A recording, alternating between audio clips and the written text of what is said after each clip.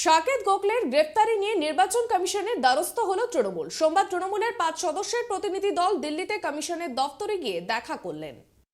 Delegation met the Chief Election Commissioner and another election commissioner over the harassment and torture on our national spokesman Saket Gokhle. We said that Saket Gokhle was arrested once in Ahmedabad, again case lodged against him in Morbi, while the model election code was still in force, and he was wrongly arraigned. Section 125 is not attracted by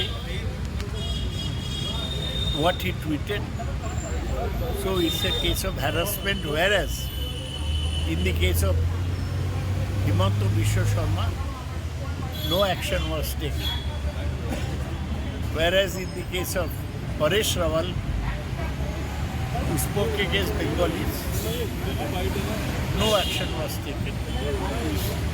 Strongly protest against this, and the Chief Election Commissioner promised us that he will ask for a report and then take necessary action.